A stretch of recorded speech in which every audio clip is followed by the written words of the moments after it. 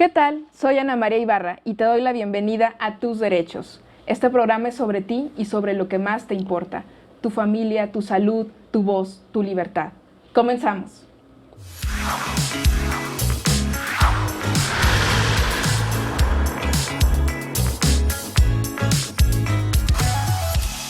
Tus Derechos llega a ti gracias a la Oficina en México del Alto Comisionado de las Naciones Unidas y a la Suprema Corte.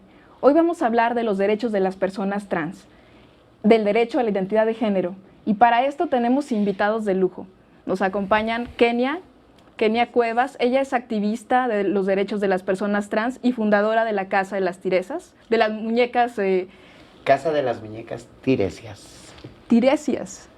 Muchas gracias, Kenia, por acompañarnos. Qué gusto que te encuentres hoy con nosotros. Muchas gracias. También está con nosotros Paulo Romo. Él es biólogo por la UNAM y doctor en paleontología, sí. Y también es activista en derechos de las personas trans. Muchas gracias por estar aquí con nosotros. Y está con nosotros también Melesio Ramos. Él es secretario de Estudio y Cuenta en la ponencia de la ministra Norma Lucía Piña Hernández de la Suprema Corte, y pues también un gusto que esté hoy con nosotros. Gracias. Y bueno, vamos a platicar de los derechos de las personas trans en general, pero nos vamos a enfocar un poco al derecho de la identidad de género. Aunque primero me gustaría que nos platicaran un poco de su trayectoria como activistas. No sé, Kenia, platícanos un poco de ti, de qué has hecho en esta fundación, cuál es tu trayectoria, y también cuáles son los principales obstáculos y problemas que sufren las personas trans. Bueno, pues los principales obstáculos y problemáticas son las violencias, y bueno, las violencias las generan desde el momento que tú decides hacer una transición. Entonces les voy a contar un poquito, pues, quién es Kenia, por favor, para llegar a lo que estamos ahora, ¿no? Entonces, yo vengo de una familia muy disfuncional que a los 9 años, por la expresión que yo estaba demostrando, pues mis hermanos me agredían, me golpeaban, mis padres nunca estuvieron con nosotros, vivíamos con mi abuela materna. Entonces mi abuela fallece a los 9 años, y cuando ella muere, mis hermanos incrementan la violencia. Entonces decido una tarde salir de mi casa a caminar y me encuentro con una mujer trans en la... ¿Cómo se llama esta? La Alameda Central. Uh-huh. Y llego, y bueno, en esos años había un campamento de chicos en calle, y el trabajo sexual se generaba con estos menores de edad, ¿no? Era muy común en ese lugar. Entonces llegué, conocí a esta mujer trans, me pone a trabajar, y el chico que me llevó y me contrató me ayudó a sacar mis cosas. Me hospedó en un hotel donde vivían en residencia puras mujeres trans trabajadoras sexuales, y es donde conozco a Viridiana y a la Chabela, que son unas chicas que me ayudaron a hacer mi transición en ese día. Me ayudaron, me compraron las cosas, me arreglaron, y en la noche ya me estaban llevando a ejercer el trabajo sexual en la Avenida de los Insurgentes y Puente de Alvarado. ¿A la edad de 9 años? 9 años. O sea, yo no tenía ni 24 horas de haber salido de mi casa cuando yo ya estaba como una mujer trans y ya estaba ejerciendo el trabajo sexual. Pero aquí lo importante es que cuando yo ya estoy viéndome frente al espejo, que me veo ya con peluca, con maquillaje, con un vestido, fue la primera vez que me identifiqué, que me reconocí como persona. Ahí nace Kenia. Ahí nace Kenia, ¿no? Entonces, bueno, que también el nombre de Kenia se lo dedico a una compañerita de la primaria que me defendía de mis otros compañeros de esta violencia, ¿no? Entonces ella se llamaba Kenia, y yo le decía, el día que yo me pueda vestir de mujer, voy a ponerme Kenia. Y bueno, sobre este contexto, la primera demanda que tengo como trabajadora sexual, pues es el uso de drogas, ¿no? Los mismos clientes me la ofrecían para poder llegar a tener el contacto y poder generar dinero, ¿no? Que era lo principal en ese momento, porque ya me había salido de mi casa, yo no conocía el mundo, yo no conocía cómo se manejaba todo, y pues fui presa fácil para las drogas. Tuve que consumir durante muchos años, y llegué a un contexto de calle, donde tuve que vivir en las calles de la Alameda. Llegué a ese mismo campamento a vivir en las coladeras con los niños rata, y bueno, conocí muchísimas casas hogares, y en estos procesos pues tuve que hacerme un estudio, y resultó que vivía ya con VIH a los 13 años. Pues esto me siguió generando resentimientos, odio, y este contexto me fue hundiendo, y al grado de que cuando llegué yo a la mayoría de edad, yo seguía consumiendo, y cuando seguía consumiendo en el lugar donde compré llegó una vez el operativo y se les hizo fácil echarme la culpa. Me sentenciaron a 24 años de sentencia. ¿Cuántos años tenías ahí? Tenía 19 años. 19 años. Y bueno, yo luché sin conocer también los procesos penales ni nada. No tenía abogado, nunca tuve un acompañamiento de un abogado, sino dentro de prisión tuve que acercarme a los espacios de jurídico, y una chica que estaba como secretaria me ayudaba. Me decía, Kenny, acaba de salir una reforma en tu delito o algo así, ¿no? Me explicaba, y tenía que meter como un oficio, ¿no? Yo no tenía redes, a mí nadie me visitaba en la cárcel, y bueno, esto fue lo que generó que yo pidiera ayuda con otras familias de otros internos.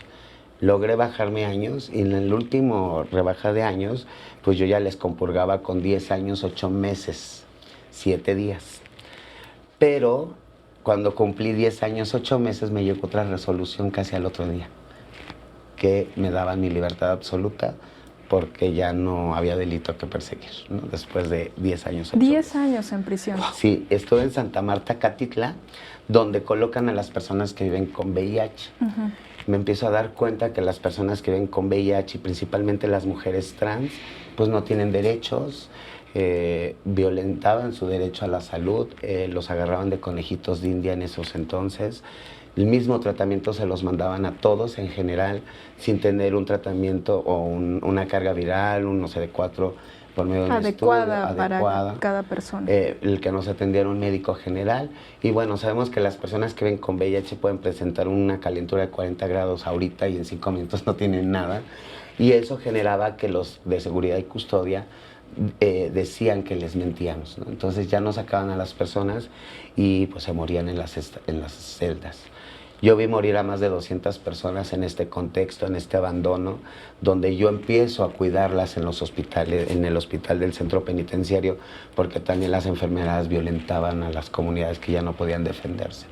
Entonces yo les cambiaba el pañal, les daba el medicamento en la boca, y pues les sacaba una sonrisa también en ese momento de duelo y de que iban a trascender a otro espacio. Todo este contexto me generó, y logré investigar un poco, y me contacté con la doctora Andrea González, de Clínica Especializada Condesa, que decide convocar a Comisión de Derechos Humanos y a Letra S.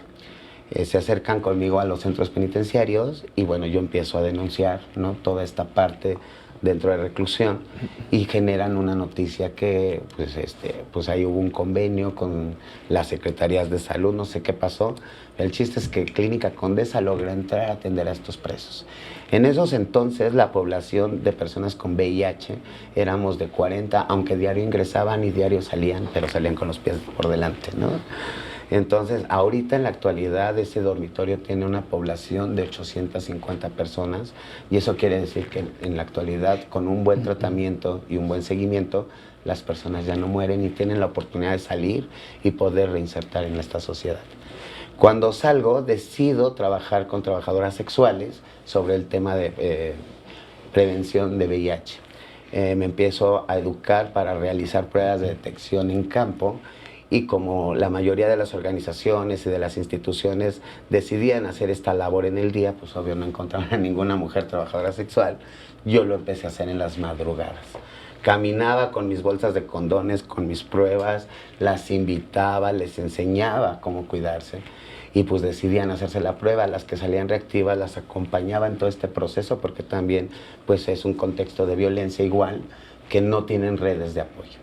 Entonces, en este proceso, pues ya hasta que tienen una carga indetectable es cuando yo la soltaba un poco, pero ya sabían todo cómo funcionaba la clínica, cómo se tenían que atender, y esto me generó una buena estrategia de intervención. ¿Y cómo nace esta fundación, Casa de las Muñecas? Esta fundación nace a través de ser testigo de un crimen de odio. Mataron a una compañera trabajadora sexual en mi cara, en la avenida de Puente de Alvarado, a una calle de la alcaldía Cuauhtémoc. La mata, y cuando le termina de disparar después de 3 impactos, me dispara a mí. Pero el arma se encasquilló. que en ese momento es cuando yo actúo, detengo al sujeto, llega seguridad pública, lo somete porque todavía tenía el arma en la mano. Mi amiga agonizando, empiezo a grabar un video que fue muy mencionado en redes y en medios. Y posteriormente a las 48 horas en la primera audiencia, principalmente cuando estoy en la audiencia me sacan y cuando termina la audiencia lo dejan en libertad. No puedo creer eso. Entonces, cuando sí, lo dejaron en libertad, entonces yo pido el cuerpo de mi compañera, también me lo negaban. Es cuando decido amenazar, discúlpenme, amenacé al fiscal, pero el fiscal accede a darme el cuerpo y cuando me lo entrega, ya cuando íbamos rumbo al panteón, decidí colocarlo un rato donde era la esquina del trabajo sexual para que las mismas compañeras pues le dieran una despedida, ¿no? Una guardia de honor como se lo merece, como una reina. Y pues en ese momento alguien a una vocecita me dijo, Kenia, si vas a hacer algo, hazlo bien. Y le dije, sí, ¿verdad? Y le dije al de la funeraria, síguete derecho.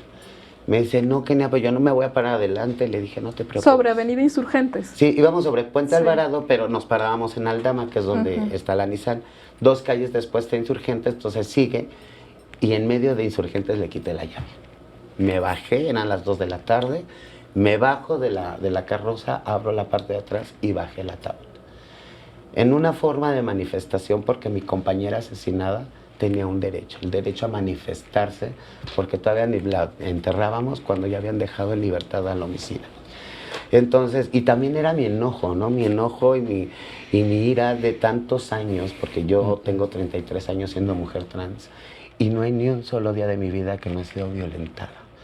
Entonces ya era mucho cansancio, mucha indignidad, que decido hacer esta manifestación, cerrar Insurgentes, posteriormente es otra manifestación. Y bueno, este homicidio genera pues pues el ADEVI decidió hacerme un diagnóstico de valoración de riesgo. En esta valoración deciden que sí requiero de algunas medidas cautelares y me las empiezan a negar en Procuraduría. Empiezo a vivir un proceso jurídico donde todo era violación de derechos humanos. Desde el Ministerio Público, desde el que estaba en la puerta, todo el mundo se refería a mí con el nombre de hombre. Entonces todo este proceso me estaba como, pues así como molestando demasiado y decido ir a hacer mi cambio de identidad. Entonces en diciembre del 2016 decido hacer mi cambio de identidad y cuando llego a hacerlo, en ese momento presento mi nueva identidad ante la Procuraduría y me dicen, ok, usted, a nosotros nos mandaron a cuidar a fulanito de tal, a Jorge Armando, a Kenia ni la conocemos. Entonces, con este tenor, mis abogados, que tengo unos abogados excelentes, le agradezco mucho X Justicia para las Mujeres, que decidió abordar este caso porque yo estaba sola en la lucha. Y pues ellos empiezan a defender el caso y empiezan a buscar mis medidas, ¿no? Porque era lo primordial para ellos, lejos de buscar la orden de aprehensión, lejos de buscar la persecución de este hombre, creo que era lo más importante. Qué impresionante historia, Kenia. Yo creo que tu experiencia de vida pues es una narración de a todo lo que se enfrenta una persona trans, pero además de la valentía que has tenido para salir adelante y para apoyar a todas estas personas en transición y a todas estas personas pues que también enfrentan una situación de VIH. No tengo más que darte mi reconocimiento. Paulo, quisiera también que nos platicaras un poco de ti y bueno, también me interesaría que abordáramos si hay peculiaridades o dificultades diversas a las que enfrenta una mujer trans, el ser un hombre trans. Ok, yo vengo de un contexto un poco diferente de Kenia. Pertenezco más a una clase media, eso me coloca en otra situación de privilegios, ¿no? Aunque mi transición también la comienzo bastante tarde, ¿no? La comienzo cerca de los 30 años, ya habiendo terminado una carrera, por ejemplo, lo cual también me coloca en otra situación de privilegio. En mi transitar conozco a Génesis, que es el presidente y fundador del colectivo al cual pertenezco, Hombres XX, y comenzamos a hacer cosas juntos. Ahí inclusive hago un viaje a Perú de un taller para activistas de Latinoamérica, donde conozco alrededor de 15 mujeres trans y otros 6 hombres trans. Y entonces justamente al escuchar las narrativas de cada uno, la dificultad de los diferentes lugares donde venía cada persona, me doy cuenta de toda la historia que hubo atrás para yo poder tener acceso, por ejemplo, a la Clínica Condesa aquí, ¿no? Estaba en esa época, 2015, comenzando a entrar en vigor la ley de identidad de género aquí en la Ciudad de México, para poder rectificar tu nombre por un proceso simple en el registro civil. Y entonces, al escuchar todas esas historias y ver que todavía falta mucho para hacer, es cuando me empolgo más, me dan más ganas de seguir en el activismo. Regreso a México y de ahí ya me mudo a Brasil para continuar estudiando. Y entonces ahí me voy informando también de cómo son las políticas públicas allá en relación a personas trans. Y como tenía esa semillita ya sembrada del activismo, me comienzo a juntar con otras personas activistas también. Y ahí fundamos un colectivo que se llama Hombres Trans en Acción, en relación a esa acción política, ¿no? A ese dialogar con las instituciones públicas, pero también con nuestra población, para que ellos conozcan sus derechos y tengan estrategias y herramientas para poder hacer valer sus derechos, ¿no? Y una cosa que he observado, porque también posteriormente estamos intentando hacer una red latinoamericana de hombres trans, porque las violencias son diferentes, ¿no? Todo el mundo, por la falta de reconocimiento de nuestra identidad, es violentado. Lo que yo he observado es que las mujeres trans tienen una violencia pública, expuesta, ¿no? Porque generalmente cuando ellas se asumen a una temprana edad, son expulsadas de calle y tienen que hacer una vida en la calle. Muchas veces son, aquí me imagino que es igual, en Brasil el 90% de la población de mujeres trans practican el trabajo sexual. Me imagino que aquí la cifra debe ser muy parecida. Y nosotros tenemos una violencia más en privado, ¿no? Son familiar. La cantidad de hombres trans que cuando no son aceptados en casa han recibido abuso sexual, han sido violados, es increíble, que son esas violaciones correctivas, ¿no? Y no se habla, cuando se habla muchas veces, por ejemplo, hay el caso de un chico que fue violentado en la universidad por un colega de él. Cuando va con el ginecólogo, le dice que fue su culpa, no lo respeta por su identidad de género, le hacen unos estudios, le dice que no tiene nada, y después de un año esta persona está teniendo sangrados. Ahí va a otro médico, ¿no? Y le dice, oye, te escondieron, te dijeron que tenías esto y esto y esto, no te lo dijeron, y probablemente eso se debe a que te encuentres de esta forma, ¿no? Entonces hay una violación tanto en el sistema de salud, ¿no? Como dentro de la familia. Generalmente son personas que no salen de casa, son muy ansiosos. Hay muchos hombres trans donde la alta de suicidios es impresionante. Yo nunca había estado en contacto con tantas personas que se han intentado matar hasta que empecé a activar. Y de hecho una vez fuimos a correr, corrimos a socorrer a un amigo. Solo lo conocíamos por una red que estábamos tejiendo, no lo conocía personalmente, pero vivía cerca de mi casa, ¿no? Y a veces me pregunto, que yo salí sin saber nada, ¿no? Si tal vez no decir alguna cosa que en vez de ayudar puede haber perjudicado. Gracias, pudimos salvarlo, ¿no? Pero me pregunto también, al no tener esas herramientas, que se me hace como muy importantes, ¿no? Sí, qué importantes historias nos están contando. Se nos acaba el tiempo para este bloque, pero vamos a una pausa y regresamos contigo para que termines de platicarnos esta experiencia y estas particularidades que viven los hombres trans. Regresamos.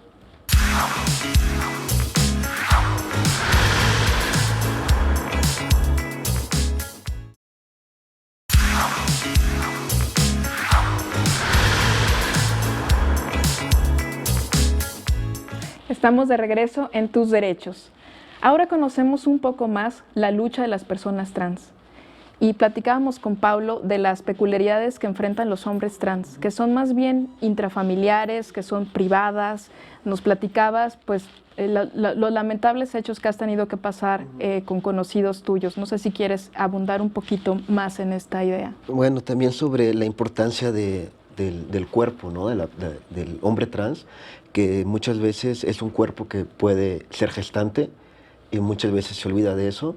Entonces, cuando ten personas que, por ejemplo, se han embarazado, hombres trans que se han embarazado, esa violencia que generalmente sufren ya las mujeres se duplica, porque ya no solamente esa violencia se trata, sino también la falta de respeto a la identidad de género, porque como una persona embarazada tiene que ser mujer, ¿no? Entonces hay una doble violencia.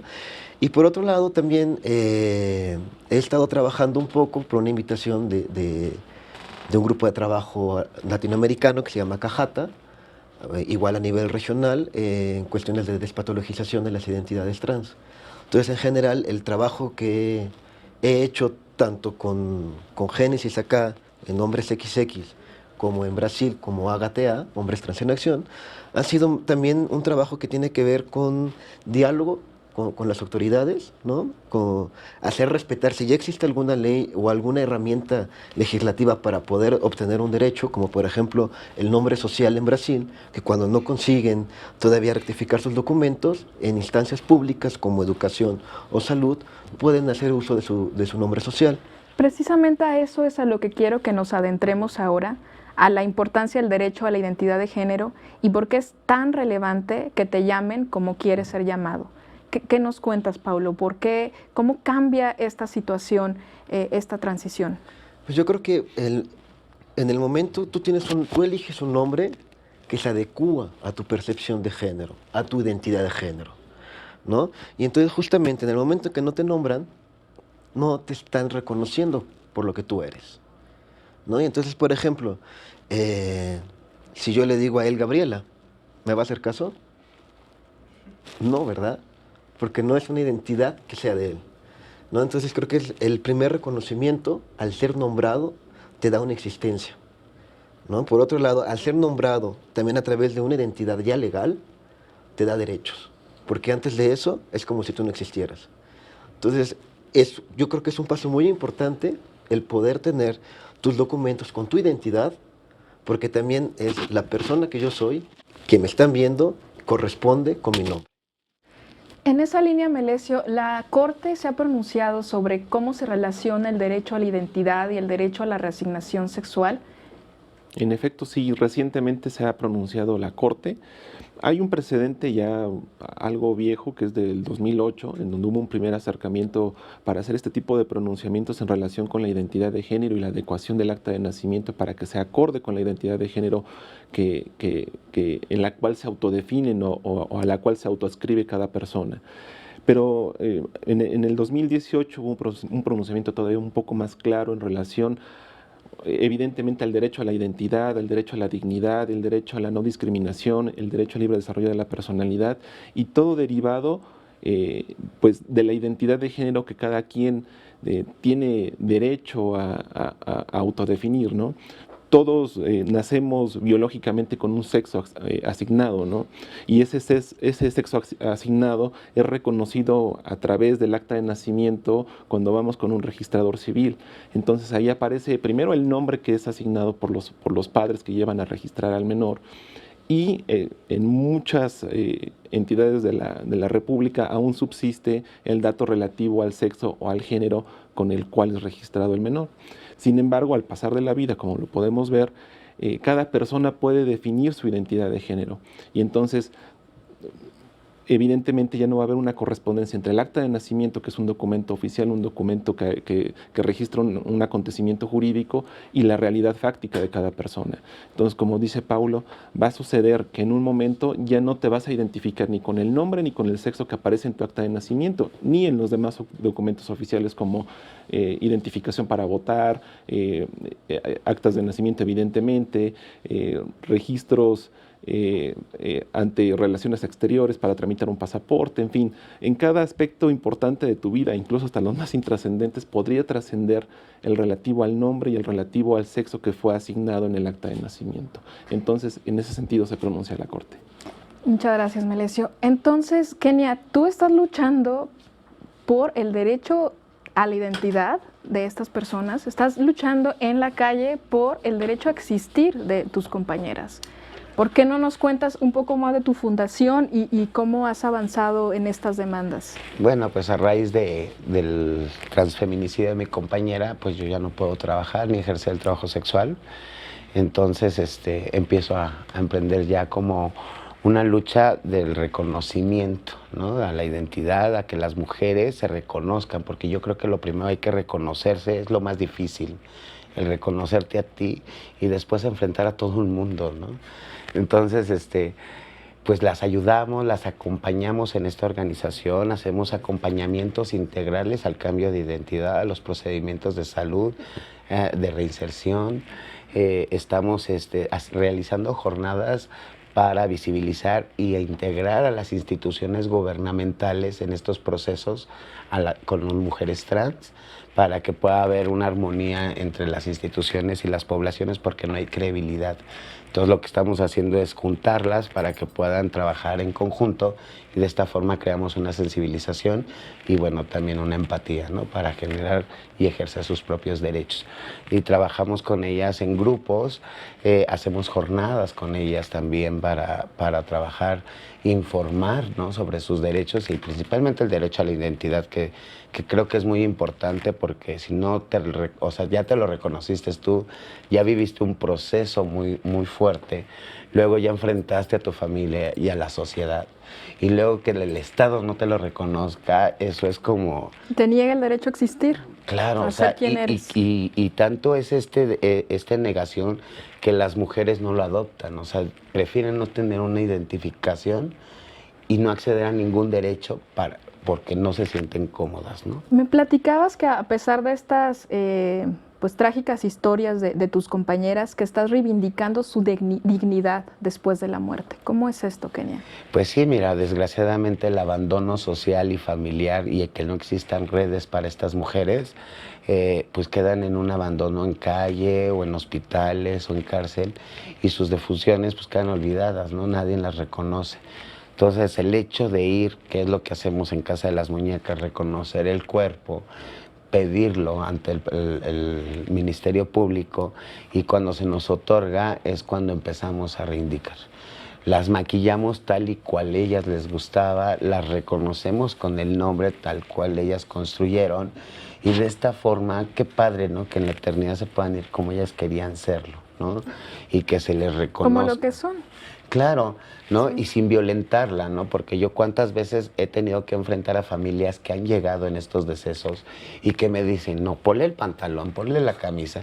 Entonces, sí es tener que enfrentarlo, pero también en la enfrentación, o sea, hacer una conciliación con la familia, ¿no? Decirle, ok, yo respeto mucho tu posición como familia, pero también respeta mi posición como familia que ella eligió, ¿no? Y esto es lo que ella deseaba, esta fue su expresión, y como tal hay que respetarla, ¿no? En ocasiones, pues bueno, la mayoría ha accedido a la familia, pero también hay una resistencia rotunda, ¿no? Cuando hay los decesos. Pero la mayoría no tiene estas redes tampoco, ni llega la familia a reclamarlas. Ha habido ocasiones en que me han dicho, ya se había tardado, ¿no? O sea, ella para mí nunca fue mi hijo, ¿no? Porque se siguen expresando con esta violación de derechos. Entonces, sí es muy importante que las acompañemos, porque también son procedimientos que no están acostumbradas a acercarse a una institución. Por el simple hecho, desde que entras, el policía ya te está siguiendo con la mirada, la gente te voltea a ver. O sea, desde ese momento ya es un rechazo. Entonces, ¿cómo irlas acompañando? No hay problema, estoy contigo. Si alguien te dice algo, te violenta, te vamos a defender, ¿no?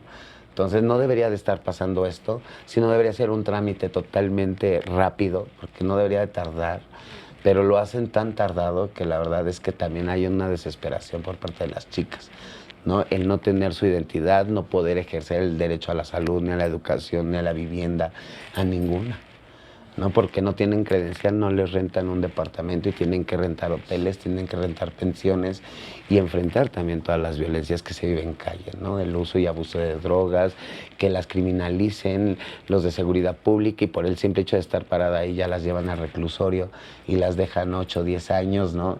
Nadie las visita, o sea, es una violación extrema por todos los ámbitos, nena. Sí, Pablo, nos platica Kenia cómo este derecho a la identidad se conecta también con el ejercicio de otros derechos, ¿no? Claro. Lo ha dicho muy bien, al empleo, a la seguridad social. En tu experiencia, ¿qué situaciones nos puedes comentar desde las fundaciones que apoyas?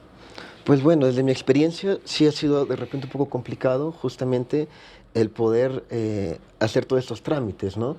Porque aunque sea, por ejemplo, aquí en la Ciudad de México, que es un trámite gratuito, ¿no? Solo lo que te cuesta tu acta de nacimiento, solo acontece aquí en la Ciudad de México, ¿no? Y en otros 2, 3 estados, me parece.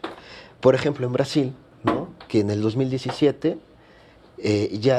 por una acción de la Suprema Corte de Justicia, por una decisión de ellos que funciona como ley, se puede llevar a cabo en todo el territorio de ellos. Sin embargo, tienen una cantidad de documentos que tienen que presentar, incluyendo, por ejemplo, antecedentes penales y demás, para poder hacer el trámite, que eso va en contra también de las recomendaciones que se han hecho por algunos mecanismos, como la ONU, por ejemplo, que dice que tiene que ser un trámite simples, sin pedir tantas cosas, ¿no? Que tiene que ser gratuito, simple, rápido, sin tener que pedir laudos médicos o un montón de papeleos para decir que esa persona sí, y que tiene que ser una cosa de autodeclaración.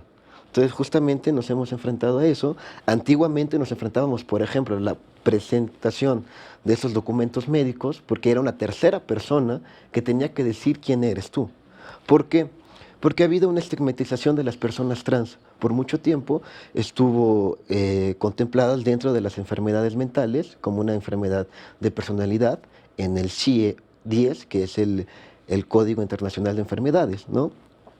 Recientemente se acaba de publicar, ahora en mayo, el CIE-11, donde se pasó de una categoría de enfermedad mental a una categoría relacionada con la sexualidad, ¿no? Que ahora es incongruencia de género en adolescencia y adultez, que es una categoría que el activismo está más o menos de acuerdo como provisional, pero hay una categoría que son las infancias, ¿no?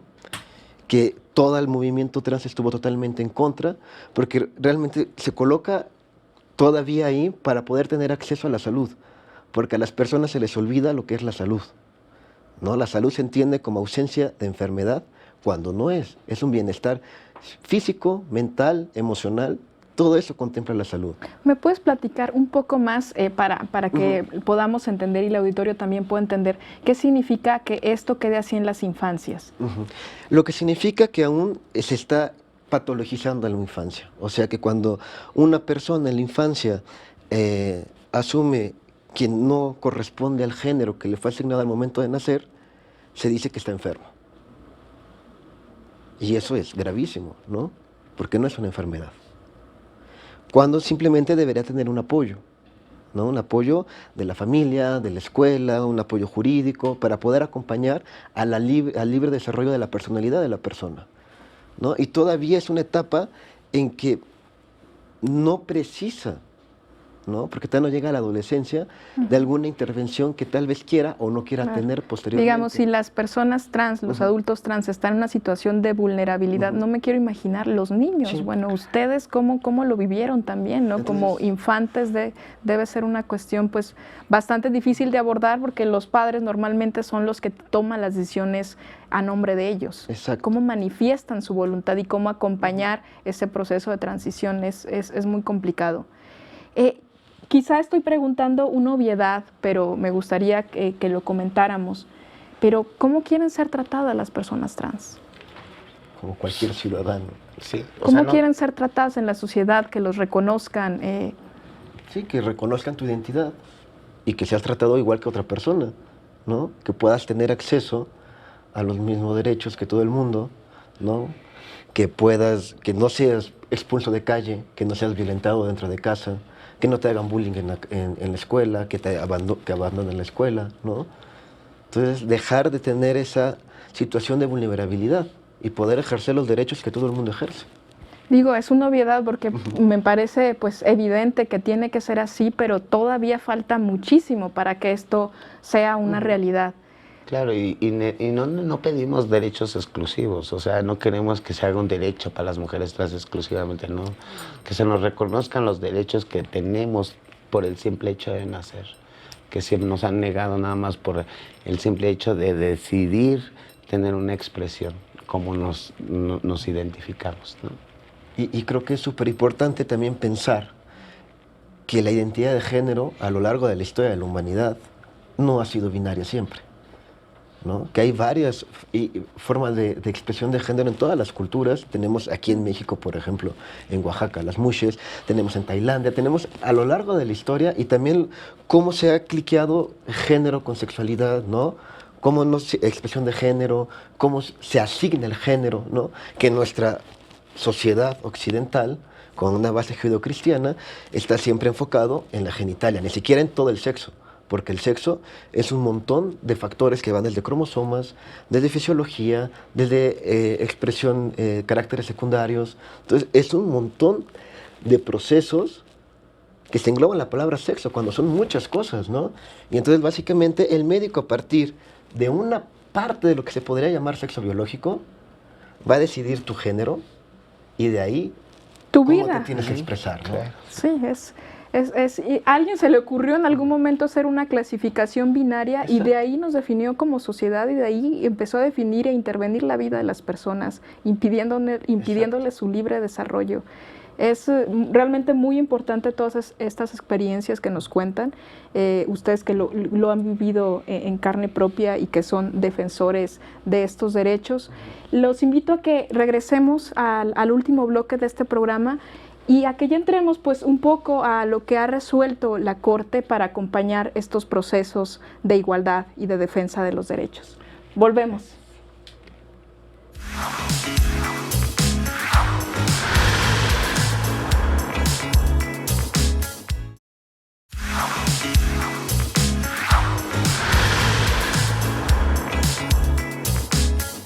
Estamos de vuelta en Tus Derechos, platicando con Kenia, Pablo y Melesio sobre los derechos de las personas trans. Nos decían de sus experiencias y bueno, vamos ahora a platicar un poco cómo la Corte ha acompañado o reconocido estas demandas. En un reciente caso, la Suprema Corte resolvió que debe ser este cambio de reasignación sexual a través de un procedimiento administrativo y no judicial. Y para esto pues tenemos al secretario proyectista de esta sentencia que... Por favor, Melesio, platícanos cómo resolvió y por qué resolvió así este caso la primera sala de la Suprema Corte. En efecto, recientemente la Corte se ha pronunciado en el sentido de que los procedimientos para la adecuación del acta de nacimiento y de todos los documentos con los cuales una persona acredita su identidad deben ser a través de un procedimiento administrativo y no a través de un procedimiento jurisdiccional. ¿Por qué a través de un procedimiento administrativo? Porque es el procedimiento que es más eficaz, implica menos costos, implica menos tiempo, implica menos riesgo y menos exposición para la persona que quiera hacer su trámite de adecuación del acta de nacimiento. En cambio, un procedimiento jurisdiccional, por más que sea por ejemplo, una jurisdicción voluntaria, implica acudir ante una autoridad formal y materialmente jurisdiccional, implica seguir todo un procedimiento que señalan las leyes procesales, que es pues más complicado, es más tardado. Como decía Kenia, lo que se busca es que la adecuación entre el nombre y el sexo en el que se autoperciben sea rápido. ¿Para qué? Pues para lograr el completo desarrollo de la personalidad y el ejercicio pleno de sus derechos, ¿no? Entre más se tarda una persona en adecuar su acta de nacimiento para que se acorde con la personalidad que proyectan o con la identidad de género que proyectan, es más complicado que ejerzan, por ejemplo, su derecho de acceso a la salud, a la seguridad social, el derecho a la educación. ¿Por qué? Porque no van a tener un acta de nacimiento y una identificación que concuerde con la identidad con la que se autoescribe, ¿no? Entonces, por eso es muy importante el precedente de la Corte. O sea, antes tenían que ir a un juicio. Exactamente. Ir ante el juez, realizar todas unas etapas, todo un procedimiento para que pudiera realizarse la reasignación sexogenérica. Y el tiempo. ¿Y ahora basta con ir ante un juzgado o cómo sería ahora, Melesio? Actualmente la legislación más avanzada en este sentido, la legislación de la Ciudad de México, porque te permite acudir directamente ante un trámite administrativo con el registrador civil y basta con que le solicites que el cambio de tu nombre y de tu identidad de género para que así proceda, ¿no? Pero la mayoría de las legislaciones en los estados aún prevén un procedimiento jurisdiccional, que es una jurisdicción voluntaria, que si bien es cierto no hay un litigio entre partes, pues finalmente tienes que acudir ante una autoridad jurisdiccional y es un procedimiento bastante tardado, ¿no? Entonces, así es como funciona actualmente. El presidente de la Corte lo que logra es sensibilizar tanto a la sociedad como a las autoridades y a los juzgadores mismos para que busquen que este tipo de trámites puedan ser ante una autoridad administrativa y no ante una autoridad jurisdiccional. También es una obviedad lo que les voy a preguntar, pero ¿por qué es tan importante que esto sea ágil, sea rápido, sea a través de un procedimiento administrativo? Yo creo que porque también las decisiones de las mujeres, o sea, en el contexto en el que hemos hablado todo el programa, hemos estado viendo que las dificultades económicas pues no son muy favorables para ellas. Pero también es muy importante que sea rápido, porque también la decisión la toman de un día para otro. Y pueden retractarse después o tener miedo y decir, ya no lo quiero hacer. Entonces, y si ven que también es un proceso muy largo, pues también pues implica dinero, implica desvelarte. Estábamos hablando que el 90% de las personas trans, mujeres trans, ejercen el trabajo sexual, o sea, su contexto es de noche, pararse a las 7 de la mañana al registro civil es imposible. Entonces, también buscar la manera de hablar con las autoridades de este procedimiento administrativo para que las mujeres o los hombres trans que decidan hacer este cambio puedan tener una accesibilidad de tiempo, porque también el contexto social no le ayuda, o sea, no tienen trabajo, no, se acercan a una empresa, no les dan trabajo, no les dan por ser mujeres trans o hombres trans, entonces pues el trabajo sexual es una opción pues para no quedarse sin comer, ¿no? Claro, es una cuestión de tiempo, pero también de recursos económicos. Y de toda la violencia que genera alrededor de ellas, que es un círculo totalmente violento, y llegar a un proceso administrativo también violento, pues o sea, es como decir no lo hago, ¿no? O lo dejo para después, o cuando ya tenga tiempo, cuando tenga dinero, y siempre lo dejan y lo postergan, ¿no? Claro, es irle poniendo obstáculos a las personas para que sean pues quienes quieren ser, ¿no? ¿No? Y cuando hay un procedimiento de salud, pues lo dejan también abandonado, ¿no? O sea, porque también los procedimientos de salud te exigen una credencial, o también si tú vas y solicitas una credencial y no tienes redes de apoyo, pues también nadie va a servir de testigo, ¿no? Que es también un tema que tenemos con el Instituto Electoral y con el INE, para que también a estas poblaciones pues sean más accesibles para que puedan acceder a esta identidad, ¿no? Con un reconocimiento. Sí, esta sentencia, Melesio, tengo entendido, aplica una observación o una general de la Corte Interamericana de Derechos Humanos, donde establece cuáles son las características que debe tener un procedimiento para que sea acorde al derecho a la identidad. ¿Cuáles son estas, Melesio? En efecto, la sentencia retoma los estándares que señala la Corte Interamericana a través de una opinión consultiva, que es la 24/2017, que es una opinión reciente, en donde señala primero que el procedimiento debe ser un procedimiento administrativo. Y a partir de que sea un procedimiento administrativo, también debe de cumplir ciertos requisitos o estándares para que sea un procedimiento idóneo y que no sea un procedimiento agresivo. El primer requisito es pues que se base en esencia en un consentimiento libre e informado de la persona que pide la adecuación del acta de nacimiento, ¿no? Ese consentimiento implica que no le puedes exigir que te acredite con exámenes médicos o psicológicos que en verdad se autoascribe o se autodefine en la identidad de género que te está señalando, ¿no? Entonces, eso es muy importante.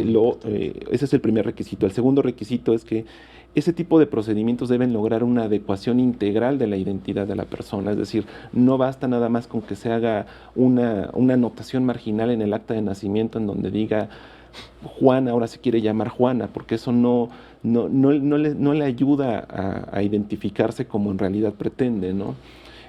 Al contrario, los pone en una situación de mayor vulnerabilidad, porque si una persona se identifica con un acta de nacimiento en donde dice antes se llamaba así, pero ahora se llama de otra manera, pues la verdad es que los somete a una discriminación aún mayor de la que están siendo objeto, entonces no les serviría. Por eso debe ser integral.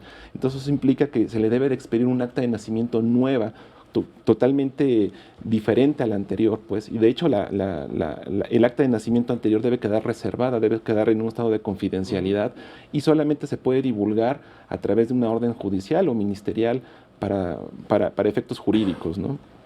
El tercer requisito es que pues, debe ser un procedimiento económico, accesible, ágil. El cuarto requisito es que ese tipo de procedimientos no deben exigir tampoco la acreditación o que se someta a la persona a cirugías médicas para evidenciar cambios corporales, para que coincidan con la personalidad, ¿no?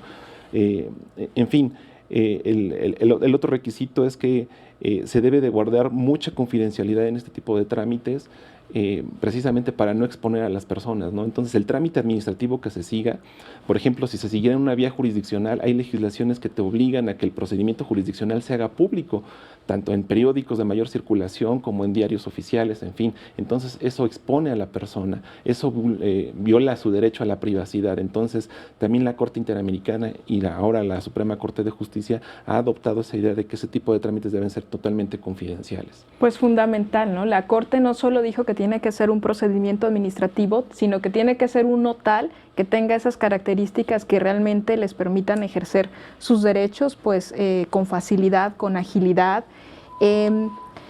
Nos decías, Kenia, que es... Bueno, quizá voy a regresar un poco con Paulo. Nos platicaba de este distinto tipo de procedimiento que hay en Brasil, ¿no? Y cómo ya hay una resolución de la Corte que tuvo un impacto nacional, pero que aún sigue teniendo problemáticas para llevarse a cabo adecuadamente. ¿Qué diferencias tú ves con esto que nos expone ahora Melesio? Sí, pues justamente aquí en la Ciudad de México, y también lo que dice la sentencia, cumplen con ser un proceso simple, ¿no? Y rápido, al menos levantar tu acta de nacimiento por identidad de género, ¿no? Porque después tienes que enfrentarte a otras burocracias que van retardando un poco ese mecanismo que debería ser un poco tal vez más integral y más veloces. Por ejemplo, yo ahorita estoy con dos CURPS, ¿no? Y eso no debería pasar, deberías poderlo ligar rápido y que el otro desapareciera, pero que todo lo que estaba vinculado a él estuviera vinculado al nuevo, ¿no?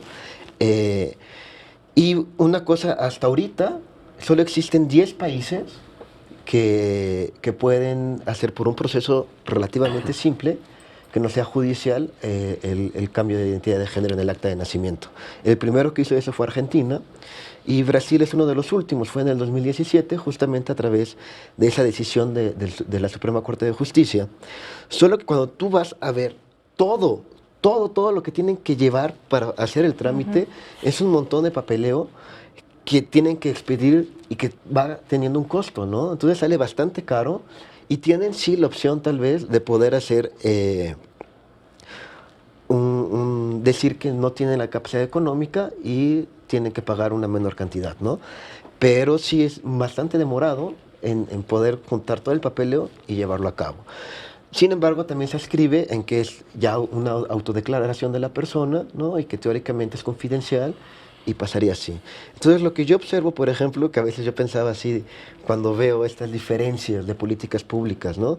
Pues sería buenísimo que hubiera un término medio, ¿no? Que, por ejemplo, en México, y no sé qué faltaría para que fuera a nivel nacional, ¿no? Y, por ejemplo, también estando en el extranjero, siendo mexicano, poder hacerlo a través de una embajada, por un lado, y por otro lado, pues, decirle a Brasil, oye, puede ser más simple, ¿no? Lo podrías hacer así, ¿no? Como ir, justamente uno de nuestros objetivos al crear esta red, claro, es podernos ayudar a nivel Latinoamérica, a nivel regional, que nos ha funcionado compartir en cada estas región, experiencias, claro, es ¿no? fundamental. Y aquí en México nos enfrentamos a un problema adicional, ¿no? Que la Ciudad de México tiene una legislación de avanzada, pero hay otros estados que no tienen Exacto, el mismo tipo de procedimientos. Y pues también, Melesio, el impacto que tiene este caso, ¿no? Que es un caso pues solo para esta persona. ¿Cómo es eso, no? Si la Suprema Corte es quien está decidiendo esto, ¿por qué no es aplicable ya para todos y para todo el país? No es aplicable para todo el país porque lo que se interpreta es una legislación local y finalmente el juicio de amparo es un medio de control constitucional que atiende estrictamente a la persona que está promoviendo el juicio de amparo, es decir, no tiene efectos generales, por lo menos esta resolución, que es un solo caso el que ha resuelto la Corte, ¿no? Entonces esa es la problemática que presenta en sí mismo la resolución, pero finalmente lo que se espera con la promoción, la publicidad de este tipo de resoluciones es que primero los legisladores traten de impulsar reformas en sus entidades para adecuar la legislación tanto procesal como sustantiva civil para que haya este tipo de procedimientos más amigables, más accesibles, menos agresivos, por así decirlo, ¿no? Y por otra parte, también que los órganos jurisdiccionales ante quienes se someten a este tipo de problemáticas retomen esta postura de la Corte y se den cuenta que este tipo de legislaciones en donde te obligan a acudir a un procedimiento jurisdiccional pues son discriminatorias, ¿no? Sí, por ahí leía que también un colegiado, no me acuerdo de qué estado, también ya resolvió que tiene que ser a través de un procedimiento administrativo, ¿no? Entonces la idea es que vayan siguiendo como la pauta de la Suprema Corte, ¿no? Pues si ya lo dijo la Corte, pues ¿qué esperarían para resolver pues de otra manera, ¿no? Es muy importante esto que nos platicas, Melesio. Y creo que inclusive también tenemos a nivel del derecho internacional varias herramientas también, ¿no? Como son los principios de Yogyakarta, que velan porque se cumplan los derechos humanos de las personas LGBTI, ¿no? Que están, por ejemplo, una comisión de la ONU también, por ejemplo, también un experto de la ONU ha mandado sus recomendaciones, la propia opinión consultiva 24, ¿no? Entonces hay no solamente herramientas nacionales, pero ya hay varias presiones de herramientas de derecho internacional que nos podrían ayudar también a presionar como de arriba y también un poco de abajo. Y otra cosa que yo me pregunto también es como qué hacer con las infancias, ¿no? Para que tengan es un tema súper importante y pendiente, sí. Kenia, para cerrar este programa, desafortunadamente ya se nos acaba el tiempo, hubiéramos querido tener más tiempo para seguir conversando, pero pues vamos a cerrar contigo, platicándonos de qué falta. Sé que falta mucho, sé que esto del derecho a la identidad es solo un paso de reconocer pues quiénes son ustedes, cómo quieren ser llamados, pero ¿cuáles son las demandas más urgentes para la comunidad trans? Pues yo creo que son muchísimas, nena. No hay una educación integral para la atención de estas poblaciones. Obvio no nos conocen porque nunca hubo un interés. Hay una deuda histórica también por parte del gobierno, de la sociedad, con esta invisibilización de toda la vida, ¿no? Del no reconocimiento, del no mirarnos, ¿no? Pues yo creo que sí falta mucho educar, prevenir, ¿no? Educar desde las estancias de educación, ¿no? Yo creo que eso es muy bueno con este tema de las faldas y los pantalones. Pues debería ser inclusivo y que no se agarre como una burla, ¿no? Porque entonces, ¿dónde quedaría nuestra dignidad, nuestra lucha, nuestras muertas? O sea, toda esa gente que ha caído en el camino, ¿no? Luchando para que se le reconozca. Entonces, no es un acto de burla, yo creo que es un acto de reivindicar, de ir abordando estos temas que son tan difíciles, ¿no? Para la gente que no nos conoce, pero también invito, ¿no? Que puedan acercarse, que puedan conocer nuestro trabajo, cómo hemos estado interviniendo a estas mujeres para que puedan ejercer sus derechos, ¿no?